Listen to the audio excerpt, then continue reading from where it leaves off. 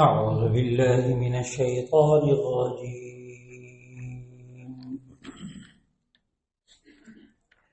بسم الله الرحمن الرحيم.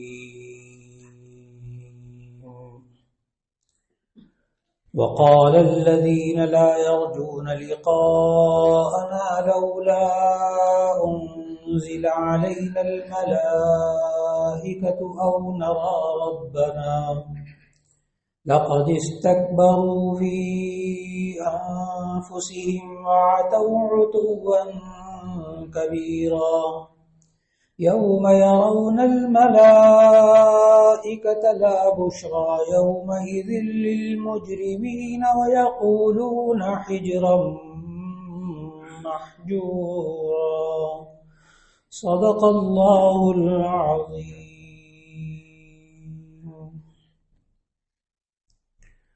آج کی تلاوت کردہ آیات سے 19واں پارہ شروع ہو رہا ہے. گزشتہ درس میں الحمدللہ 18واں پارہ مکمل ہوا. 19ویں پارے کے شروع میں سورۃ الفرقان کی آیت نمبر 21 اور 22 کی اللہ تعالیٰ نے تلاوت کی توفیق عطا فرمائی. ان آیات میں اللہ تعالیٰ نے یہ ارشاد فرمایا وقال الذین لا یرجون لقاءنا، اور ان لوگوں نے کہا جو ہم سے ملاقات کی امید نہیں رکھتے، لولا انزل علینا الملائکۃ، کہ ہم پر فرشتے کیوں نہیں اترتے، او نرى ربنا، یا ہم اپنے رب کو کیوں نہیں دیکھ لیتے، لقد استکبروا فی انفسہم، البتہ تحقیق وہ اپنے آپ میں اپنے آپ کو بہت بڑا سمجھتے ہیں، وعتوا عتوا کبیرا، اور انہوں نے سرکشی کی بہت بڑی سرکشی. یوم یرون الملائکۃ، جس دن وہ فرشتوں کو دیکھیں گے، لا بشرا یومئذ للمجرمین، اس دن کوئی خوشخبری نہیں ہوگی جرم کرنے والوں کے لیے، گناہگاروں کے لیے، ان غیر مسلموں کے لیے. وَيَقُولُونَ، اور وہ کہیں گے، حجرا محجورا، کہ رکاوٹ بنی ہوئی. یہاں وَيَقُولُونَ حجرا محجورا میں دونوں ترجمے مترجمین کے ہاں ملتے ہیں، دو تفسیریں ملتی ہیں اور دونوں درست ہیں. جب ہم آیت نمبر 22 کا ترجمہ کرتے ہیں یوم یرون الملائکۃ، کہ جس دن وہ فرشتوں کو دیکھیں گے، لا بشرا یومئذ للمجرمین، تو کوئی خوشخبری نہیں ہوگی اس دن مجرموں کے لیے. ویقولون، اور وہ کہیں گے. اب کون کہیں گے؟ اس میں اس سے پہلے دو مرجع ضمیروں کے لوٹنے کی دو چیزیں ممکن ہیں. وہ فرشتے کہیں گے، یعنی یقولون میں ہم ضمیر راجع ہو ملائکہ کی طرف، وَيَقُولُونَ حِجْرًا مَحْجُورًا، وہ فرشتے کہیں گے حجرا محجورا. ایک تفسیر تو یہ ہے. دوسری تفسیر یہ ہے کہ وَيَقُولُونَ سے مراد مجرمین ہیں، وَيَقُولُونَ حِجْرًا مَحْجُورًا، اور وہ مجرم کہیں گے کہ حجرا محجورا. اور دونوں تفسیروں کی صورت میں حجرا محجورا کا ترجمہ مختلف ہوگا. اگر وَيَقُولُونَ سے مراد فرشتے ہوں، وَيَقُولُونَ حِجْرًا مَحْجُورًا، وہ فرشتے یہ کہیں گے. اصل میں یہ تفسیر کہ یہاں یقولون سے مراد ملائکہ یعنی فرشتے ہیں، یہ تفسیر حضرت عبداللہ ابن عباس رضی اللہ تعالیٰ عنہ نے ارشاد فرمائی ہے. اور وَيَقُولُونَ سے مراد مجرمین ہوں کہ مجرمین کہیں گے حجرا محجورا، یہ تفسیر حضرت مجاہد رحمہ اللہ نے، مشہور تابعی اور محدث اور مفسر ہیں، انہوں نے اس کی تفسیر یہ والی کی ہے. دونوں تفسیریں درست، لیکن حجرا محجورا کا معنی دونوں صورتوں میں الگ الگ ہوگا. حجر کا معنی لفظی ہوتا ہے رکاوٹ، محجورا اس سے اس میں مفعول ہے، رکاوٹ ڈالا گیا. اب وَيَقُولُونَ اگر اس سے مراد فرشتے ہوں تو ترجمہ یہ ہوگا یہاں وَيَقُولُونَ حِجْرًا مَحْجُورًا، اور وہ فرشتے کہیں گے کہ نہیں، اس میں رکاوٹ ہے، یہ پردہ کیا ہوا رکاوٹ کیا ہوا ہے. یعنی کیا معنی؟ یہ لوگ کہتے ہیں کہ ہم پر فرشتے کیوں نہیں اترتے یا ہم اپنے رب کو کیوں نہیں دیکھ لیتے، تو فرشتے کہیں گے یہ تمہارے لیے ممنوع ہے، تم نہ اپنے رب کو دیکھ سکتے ہو نہ تمہارے اوپر فرشتے نازل ہو سکتے ہیں۔ اس لیے کہ اللہ تعالیٰ نے قرآن مجید میں ہمیں یہ بتایا کہ لا تدرک الابصار وهو یدرک الابصار، کوئی آنکھ اللہ کو نہیں دیکھ سکتی۔ ہاں آخرت کے اندر اللہ کا دیدار ہوگا، لیکن دنیا میں کوئی انسان اللہ کو نہیں دیکھ سکتا اپنی آنکھوں سے۔ وَيَقُولُونَ حِجْرًا مَحْجُورًا کا اگر ترجمہ ہو کہ مجرمین یہ کہتے ہیں، تو مجرمین کہیں گے حجرًا محجورا، کہ جب وہ قیامت کے دن میدان حشر میں اپنے نامہ اعمال کو دیکھیں گے اور آخرت کی جو سختیاں ہیں ان کو مشاہدہ ہونے لگے گا، تو اس وقت مجرمین کہیں گے حجرًا محجورا، کاش کہ یہاں ہمارے درمیان کوئی رکاوٹ اب آ جائے اور ہمیں یہ ساری سختیاں برداشت نہ کرنی پڑے۔ یہ 2 آیات کا ترجمہ تھا۔ گزشتہ آیات میں اللہ تعالیٰ نے مشرکین اور کفار کا ذکر کیا، آج ان کے خاص ایک عقیدے اور ان کی آرزو کا ذکر کر رہے ہیں اس آیت میں۔ وقال الذین لا یرجون لقاءنا، اور وہ لوگ کہیں گے کہ جو لا یرجون لقاءنا، ہم سے ملاقات کی امید نہیں رکھتے، یعنی عقیدہ آخرت کو نہیں مانتے۔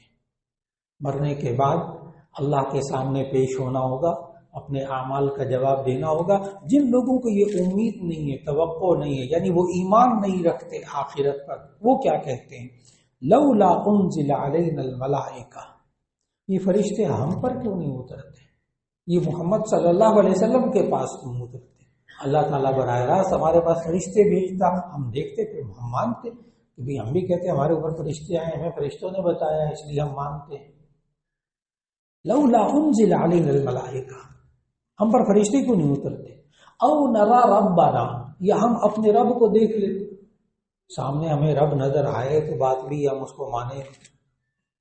لیکن حقیقت یہ ہے کہ اگر فرشتے بھی ان پر اترتے نا تب بھی نہیں یہ مانتے، اس لیے کہ فرشتے کسی نہ کسی صورت میں تو آتے نا، کسی انسان کی صورت میں آتے، جب انسان کی صورت میں آتے تو کہتے یہ تو انسان ہے، اور اگر کسی اور صورت میں آتے تو تب بھی نہ مانتے۔ اس لیے کہ اللہ تعالیٰ نے فرشتوں کی کوئی خاص صورت نہیں بنائی، کہ فرشتے وہ نورانی مخلوق ہیں جو اللہ نے اپنی عبادت کے لیے پیدا کیے ہیں۔ یہ ہے کہ فرشتوں کی تعریف، فرشتے کون ہوتے ہیں؟ وہ نورانی مخلوق جو اللہ نے اپنی عبادت کے لیے پیدا کیے۔ ان فرشتوں کے بعض کے نام بھی اللہ تعالیٰ نے بتائے، جبرائیل، میکائیل، اسرافیل، عزرائیل، ان کے کام بھی ہمیں احادیث میں ملتے ہیں، قرآن مجید میں ملتے ہیں کہ جبرائیل علیہ السلام کا کام اللہ تعالیٰ کی طرف سے وحی اپنے بندوں یعنی اپنے پیغمبروں کی طرف نازل کرنا، اور حضرت میکائیل علیہ السلام ان کا کام لوگوں تک روزی رزق پہنچانا، بارش نازل کرنا، یہ ان کو ذمہ دیا گیا۔ اور اسرافیل یہ قیامت کے دن سور پھونکیں گے، یعنی ایک آواز ہوگی، ایک چنگاڑ ہوگی جس کو سن کر سارے مر جائیں گے، اور پھر دوبارہ جب سور پھونکا جائے گا سب دوبارہ زندہ ہو جائیں گے۔ وَنُفِخَ فِي الصُّورِ فَصَعِقَ مَنْ فِي السَّمَاوَاتِ وَمَنْ فِي الْأَرْضِ، جب سور پھونکا جائے گا تو ساری کی ساری چیزیں تباہ ہو جائیں گی۔ ثُمَّ نُفِخَ فِيهِ أُخْرَى، پھر جب دوبارہ سور پھونکا جائے گا فَإِذَا هُمْ قِيَامٌ يَنظُرُونَ، تو سب لوگ جو ہیں وہ دوبارہ زندہ ہو کر دیکھتے ہوئے اٹھ کھڑے ہو جائیں گے۔ اسرافیل علیہ السلام کا کام سور پھونکنا، اسرائیل علیہ السلام کا کام روح قبض کرنا، جانداروں کی روح نکالنا۔ اس کے علاوہ اور بھی فرشتے کرامن کاتبین، قرآن مجید سے جو فرشتے ثابت، کرامن کاتبین یعلمون ما تفعلون، معزز لکھنے والے فرشتے، ہر انسان کے ساتھ 2 فرشتے، ایک نیک اعمال لکھ رہے اور ایک برے اعمال گناہ اس کے لکھ رہے، یہ کرامن کاتبین اللہ نے مقرر کیے ہوئے۔ تو یہ فرشتوں کے بارے میں وہ لوگ جو آخرت کو نہیں مانتے تھے، کفار اور مشرکین مکہ، وہ یہ کہتے تھے کہ ہمارے اوپر کیوں فرشتے نہیں آتے، یہ محمد صلی اللہ علیہ وسلم پر کیوں آتے ہیں، اگر ان پر آتے تو ہم پر بھی آ سکتے، ہم بھی مان لیتے فرشتوں کو اور اس دین کو مان لیتے۔ او نرا ربنا، یا ہم اپنے رب کو دیکھ لیتے اپنی آنکھوں سے تو ہم مان لیتے۔ ظاہر ہے رب بھی کسی نہ کسی صورت میں تو آئے گا نا، جب کسی بھی صورت میں آئے گا تو ظاہر ہے وہ کیسے مانیں گے۔ تو یہ صرف ان کے بہانے ہیں، دین کو، رب کو نہ ماننا، فرشتوں کو نہ ماننا۔ یہ ذہن میں رکھیے گا کہ فرشتوں کو ماننا یہ ہمارے ایمان میں داخل ہے، ہمارے ایمان میں داخل ہے۔ آمنت باللہ و ملائکتہ و کتبہ و رسلہ والیوم الآخر، یہ پانچوں چیزیں اللہ نے قرآن مجید میں سورہ نساء کے اندر اسی ترتیب سے بیان فرمائی ہیں۔ آمنت باللہ و ملائکتہ و کتبہ و رسلہ والیوم الآخر، ہم ایمان لائے اللہ پر، اس کے فرشتوں پر، اس کی آسمانی کتابوں پر، اس کے رسولوں پر اور آخرت پر۔ ان پانچ چیزوں پر ایمان لانا ضروری ہے۔ آپ نے آخری چیز بھی ذہن میں رکھی، الآخرہ، آخرت پر ایمان لانا۔ تو جو لوگ آخرت پر ایمان نہیں رکھتے نا، جو اللہ سے ملاقات کی امید نہیں رکھتے، آخرت کا عقیدہ نہیں رکھتے، وہ یہ ایسی باتیں کرتے ہیں کہ ہمارے سامنے فرشتے کیوں نہیں آتے، ہم اپنے رب کو کیوں نہیں دیکھ لیتے، وہ یہ باتیں کرتے ہیں۔ اللہ تعالیٰ نے ہمیں سمجھایا کہ جو لوگ عقیدہ آخرت پر ایمان نہیں رکھتے، عقیدہ آخرت کی وضاحت ذہن میں رکھ لیجئے گا۔ آخرت کا معنی بعد میں آنے والی زندگی، یہ آخرت کا لفظی مطلب، بعد میں آنے والی زندگی، بعد میں آنے والی چیز۔ اور عقیدہ آخرت کی تعریف اور اس کی ڈیفینیشن یہ ہے کہ موت کے بعد ایک ایسی زندگی جس میں انسان کے اعمال کا بدلہ ملے گا، اسے عقیدہ آخرت کہتے ہیں۔ آج وقت کی بہت بڑی ضرورت ہے کہ ہم نئی نسل کے سامنے عقیدہ آخرت کو خوب بیان کریں، اس لیے کہ جب ہم نے عقیدہ آخرت کو بیان کرنا اور اس کو لوگوں کو سمجھانا ہم نے کم کر دیا، تو آج لوگوں کے ذہنوں میں عقیدہ آخرت نہیں ہے، یعنی مجھے میرے مرنے کے بعد میرے اعمال کا بدلہ مجھے ملے گا۔ آج عقیدہ آخرت نہیں ہے لوگوں کے ذہنوں میں، اور کوئی میڈیا عقیدہ آخرت پر بات نہیں کرے گا۔ قرآن کے نقطہ نظر سے کوئی میڈیا بیان نہیں کرے گا، اور علماء بھی اگر بیان نہیں کریں گے اپنے مجمعوں کے اندر آخرت کے بارے میں، اور ماں باپ بھی نہیں بتائیں گے، اساتذہ بھی نہیں بتائیں گے، تو پھر ایسی صورت میں نئی نسل کے ذہن میں عقیدہ آخرت کا تصور بھی نہیں ہوگا، جو ہمارے ایمان کا حصہ ہے، جو ہمارے ایمان کا حصہ ہے۔ نہ کسی ڈرامے میں آخرت کو بتایا جاتا ہے، نہ کسی فلم میں۔ آپ بھی سوچیں گے کہ مولانا یہ تو تفریح کی چیزیں ہوتی ہیں، تفریح کی چیزیں ہوتی، اس میں عقیدہ آخرت کہاں سے گھسے گا؟ تو اس کا جواب اچھی طرح یاد رکھ لیجیے گا۔ جن کے ہاتھوں میں میڈیا ہے انہوں نے اپنا عقیدہ آخرت ہم مسلمانوں کے بچوں کے ذہنوں میں اچھی طرح گھول کے پلا دیا، اچھی طرح گھول کے پلا دیا۔ چھوٹے چھوٹے بچوں کو ہندوؤں کے عقیدہ آخرت کا پتہ ہے، چھوٹے چھوٹے بچوں کو، ہمارے مسلمانوں، ہمارے اس معاشرے کے چھوٹے چھوٹے بچوں کو، لیکن اگر ان سے آپ اپنے مسلمانوں کا عقیدہ آخرت پوچھیں، سوال ہی پیدا نہیں ہوتا کہ وہ دو جملے بھی آگے سے بولیں۔ کچھ عرصہ پہلے ایک بہت ہی جاننے والے صاحب، ان کی بیوی کا انتقال ہو گیا، جنازے میں جانا ہوا، بہت رو رہے تھے بیچارے، بہت غمزدہ تھے، اور جب وہ مجھ سے ملے گلے لگ کر تو کچھ عجیب طریقے سے رونے لگے، چپ ہی نہ ہو، بڑا صبر دلایا، صبر کریں۔ پھر آخر کار میں نے دیکھا کہ لوگوں سے بھی مل رہے تھے تو اتنا نہیں رو رہے تھے، جب مجھ سے ملنے لگے تو عجیب طریقے سے رونا شروع کیا، چپ نہ کریں۔ ان سے پھر گزارش کی، خیر ہو گئی، صبر کریں، حادثہ پیش آیا، آہستہ آہستہ اللہ صبر دے دے گا انشاءاللہ۔ تو مجھے پتہ کیا کہنے لگے مولانا آج بیوی کے مرنے سے بڑا حادثہ پیش آیا، بیوی کے مرنے سے بڑا حادثہ آج پیش آیا۔ میں نے کہا خیر ہو گئی۔ کہنے لگے کہ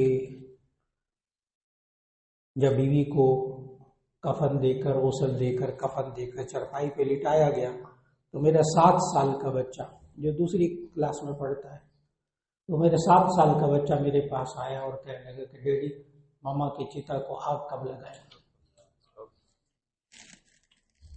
7 سال کا بچہ، ماں بھی نمازی، پکی 5 وقت کی نمازی، قرآن پڑھنے والی، جو فوت ہوئی، اور باپ بھی 5 وقت کا پکا نمازی، لیکن بچہ باپ سے کیا پوچھ رہا ہے؟ 7 سال کا بچہ दूसरी क्लास का बच्चा, डैडी मामा की चिता को आग कब लगाएंगे?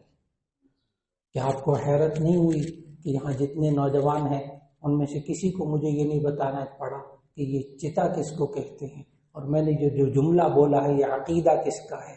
एक भी नौजवान इनकार नहीं कर सकता यहाँ बैठा हुआ। क्या आपको हैरत नहीं हुई? हाँ, अकीदा आखिरत आज के नौजवान से पूछे तो वो अजनबी नजरों से देखेगा आपको कि ये आखिरत के बारे में क्या बात करता है, लेकिन उसको चिता किसको कहते हैं उसको मालूम है, और किस अकीदे में आग लगाई जाती है मरने के बाद मैयत को ये भी मालूम है। इसलिए कि आज मीडिया या हिंदुओं के कब्जे में है या यहूदियों के कब्जे में है बुनियादी तौर पर, और वो जब अपनी फिल्में दिखाते हैं, ड्रामे दिखाते हैं, तो उसके अंदर अपने अकायद को घोल के पिलाते हैं। वो अपने इस अकीदे आखिरत को दिखाते हैं कि मरने के बाद क्या होता है, मरने के बाद क्या होता है। आज भी नौजवान के सामने जुमला बोलूं कि मरने के बाद क्या होता है, हिंदुओं का क्या अकीदा है, इसे बहुत अच्छी तरह मालूम है नौजवान को। नौजवान गाने भी सुनता है, पहले जन्म में ये हुआ था, हम जन्म जन्म के साथी हैं, पहले जन्म में ये हुआ था, अब अगले जन्म में यूं होगा। इसलिए कि अकीदा आवागोन, अकीदा तनासुख, हिंदुओं का अकीदा कि मरने के बाद अगर इंसान अपनी जिंदगी में अच्छे काम करता रहा तो अगले जन्म में वो अच्छी शक्ल सूरत में आएगा, और अगर वो बुरे काम करता रहा इस जन्म में तो अगले जन्म में वो कुत्ता बिल्ली कोई और सूरत बनकर वो आएगा, फिर वो जन्म भुगत कर फिर इंसान की सूरत में आएगा। ये अकीदा तनासुख, ये आवागोन का अकीदा, ये हिंदुओं का अकीदा उन्होंने तो अपनी तफरीह की चीजों में घोल कर पिलाया है, घोल कर पिलाया है। यहां तक कि ये नौजवान फिल्में ड्रामों में रक्स देखता है, गाना सुनता है। ज़हन में रखिएगा बहुत अच्छी तरह कि हिंदुओं के यहाँ रक्स इबादत है। जैसे आप अभी फजर की नमाज पढ़िए ना, जैसे आपके यहाँ नमाज इबादत है, रक्स डांस ये हिंदुओं की इबादत है। हाँ, इबादत है। ये गाना ये हिंदुओं के यहाँ इबादत है, बहुत अच्छी तरह ध्यान में रखिएगा। रामायण सारी की सारी गीतों की सूरत में, नगमों की सूरत में, महाभारत उनकी मुकद्दस किताब सारी गीतों की सूरत में, गीता सारी की सारी अशार और गानों की सूरत में, जितने गाने वाने गाते हैं सब के सब उनकी इबादत।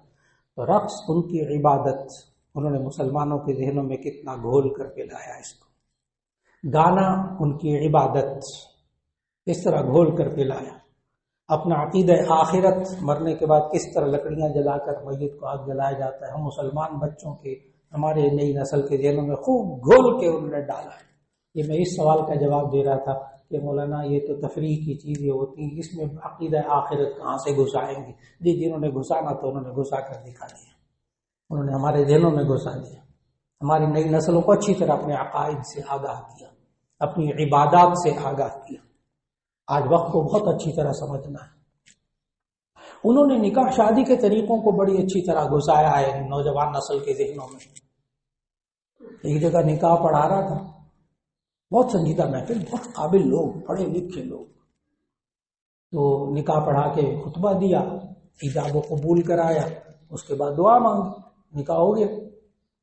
तो पीछे जैसे नौजवान खड़े हो जाते हैं दूल्हा के पीछे, बहुत काबिल नौजवान, पढ़े लिखे नौजवान माशाल्लाह।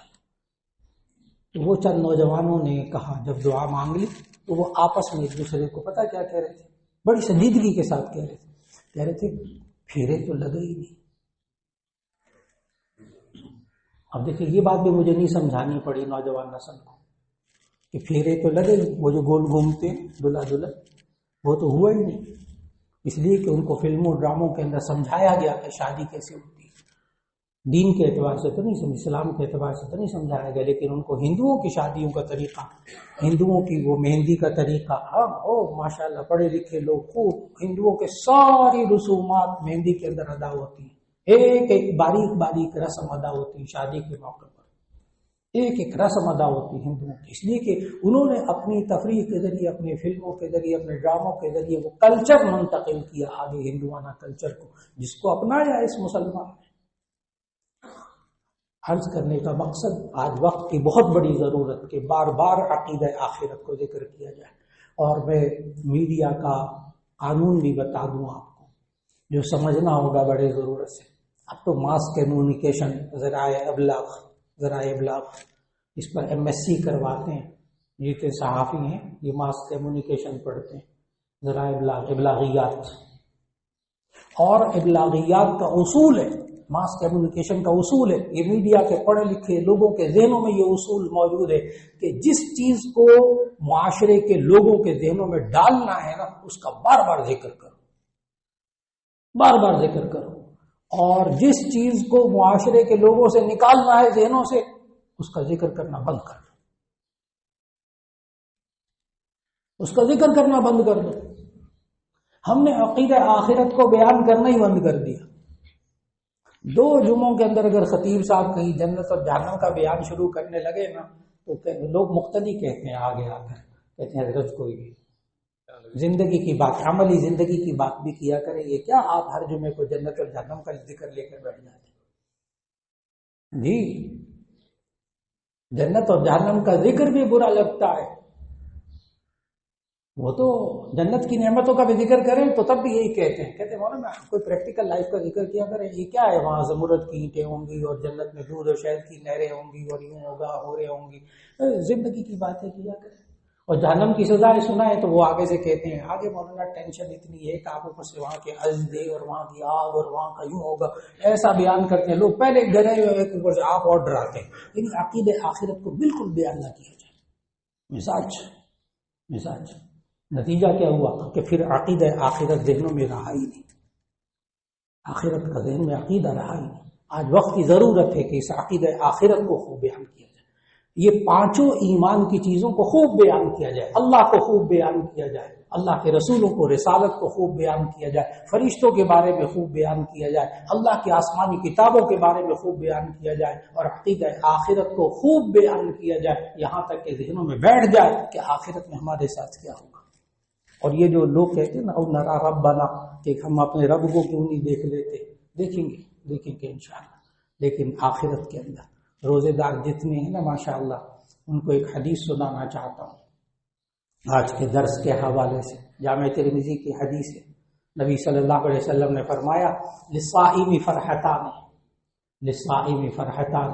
فرحۃ عند فطرہ وفرحۃ عند لقاء ربہ، روزے دار کو 2 خوشیاں نصیب ہوتی ہیں، فرحت خوشی، للصائم فرحتان، روزے دار کو 2 خوشیاں نصیب ہوتی ہیں، فرحۃ عند فطرہ، ایک تو اس کو خوشی ہوتی ہے افطار کے وقت، ایک خوشی ہوتی ہے افطار کے وقت جب روزہ کھلتا ہے، اور دوسری خوشی ذہن میں رکھیے گا بہت اچھی طرح، وہ فرحۃ عند لقاء ربہ، اور دوسری خوشی اس وقت ہوگی جب یہ اپنے رب سے ملاقات کرے گا، جب اپنے رب کا دیدار کرے گا۔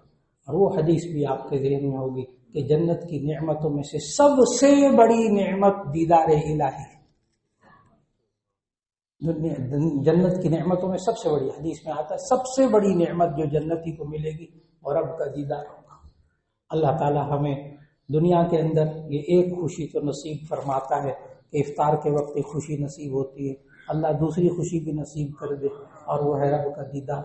وآخر دعوانا ان الحمدللہ رب العالمین، الحمدللہ رب العالمین۔ اللهم صل على سيدنا ومولانا محمد وعلى آل سيدنا ومولانا محمد وبارك وسلم۔ ربنا آتنا في الدنيا حسنة وفي الآخرة حسنة وقنا عذاب النار۔ یا اللہ ہمارے گناہوں کو معاف فرما، ہماری لغزشوں کو، کوتاہیوں کو معاف فرما۔ یا اللہ قرآن حکیم کو خوب تلاوت کرنے کی توفیق عطا فرما، اس کو سمجھنے کی توفیق عطا فرما، اس کے مطابق عمل کرنے کی توفیق عطا فرما۔ یا اللہ قرآن حکیم کے پیغام کو لوگوں تک پہنچانے کی توفیق عطا فرما۔ یا اللہ ہمارے جو عقائد ہیں، یا اللہ ہماری نئی نسلوں کے ذہنوں میں اتارنے کی توفیق عطا فرما۔ خاص طور پر عقیدہ آخرت، ہمیں کہ ہمارے مرنے کے بعد ہمارے ساتھ کیا ہوگا، ہمیں کس طرح جنت اور جہنم کی صورت میں نیک اعمال کا بدلہ ملے گا جنت کی صورت میں، اور برے اعمال کا بدلہ ملے گا جہنم کی صورت میں، اور آخرت میں کیا کیا ہوگا، اے اللہ ہماری نئی نسلوں کے ذہنوں میں اتارنے کی توفیق عطا فرما۔ یا اللہ ہمیں عقائد کے اندر پختگی عطا فرما دے۔ یا اللہ جتنے بیمار ہیں سب کو شفاء کاملہ نصیب فرما، جو پریشان حال ہیں ان کی پریشانیوں کو دور فرما۔ یا اللہ جو رزق کی تنگی میں مبتلا ہیں ان کو کشادہ حلال رزق عطا فرما دے۔ یا اللہ جو تو نے نعمتیں عطا فرمائی ہیں ان میں برکت عطا فرما دے۔ یا اللہ بے برکتی سے حفاظت فرما دے۔ یا اللہ ہم سب پر اپنی رحمت نازل فرما دے، ہمارے ملک پر یا اللہ رحمت نازل فرما دے۔ یا اللہ اس ملک میں سے بے چینی اور نفرتوں کا خاتمہ فرما دے، سکون اور محبت عطا فرما دے۔ یا اللہ ہم سب کی دعاؤں کو قبول فرما لے۔ وصلی اللہ تعالی علی خیر خلقہ محمد و آلہ و اصحابہ۔